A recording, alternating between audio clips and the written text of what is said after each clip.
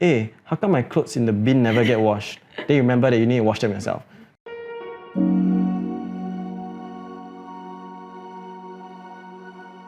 Hi, my name is Dalton and I just turned 20.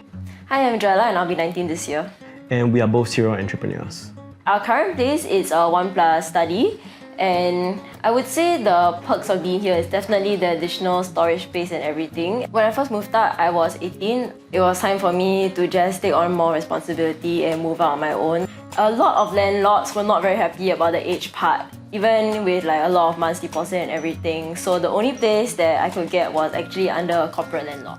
I moved out to join Joella. At that time I was 19, and the main reason I wanted to do it was for freedom and also my mental health. Likewise, I value my freedom and independence. So I think we are the kind of people in primary school, we go and buy the 6-pack of erasers and sell each one individually. That kind of people. I wanted to put myself in a position where I would never have a problem that was because I didn't have enough money. The only way I could really achieve that kind of high net worth was to start my own company. I run 2 startups, one's called Glance and the other one's called Container Pay. So in secondary school, I ran a little sort of software development company where we took on freelance projects from different clients. The average project size would be around 10 to 15K. This was able to generate relatively good income, especially at secondary school level. I was already doing like small businesses in secondary school, so I did save up quite a bit of money from that, and I continued doing like small business in poly year 2, yes. I think when I really went all in, it could probably generate about 2 to 4K a month. A lot of people think renting is throwing away money every month, but you're paying for a place to live, so you're not wasting that money. Yeah, with renting, you still have like the get out option. Like let's say you buy a house and after 1 year you realize you don't like it, you still need to stay for another maybe 4 years to complete your MOP. With renting, you can just choose to move. We do have contracts that we created to protect both of our assets in the event of a breakup, and also if we were to make certain decisions as a couple to take on debt for certain things, how that debt will be split up. When we weren't staying together, it was a little bit more difficult to spend time together. We tried to go on a date once a week.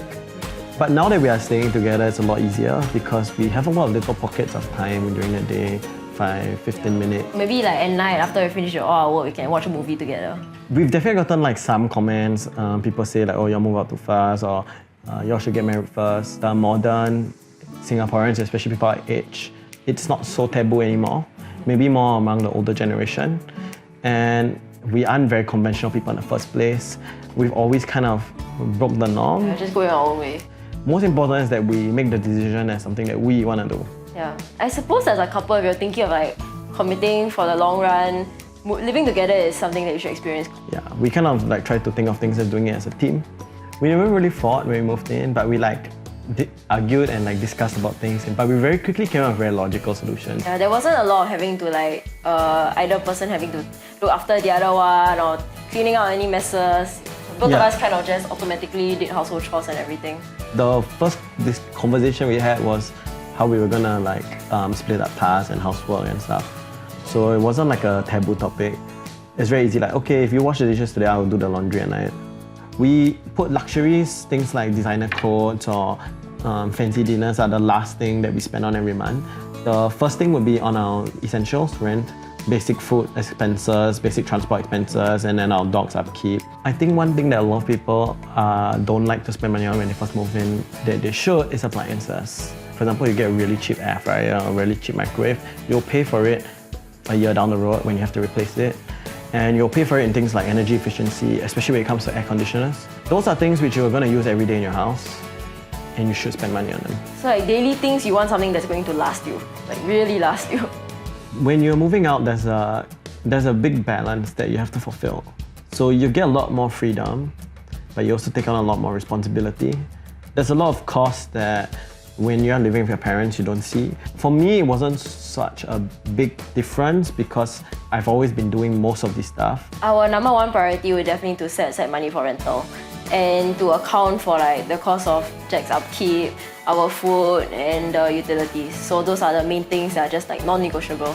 I think in our combined plan, we hope to get a forever home at around 30, so we do need to build up towards that because we can't really buy a house because we're not 21. For anyone that is thinking of moving out, definitely the most important thing is to have a very reasonable cash cushion.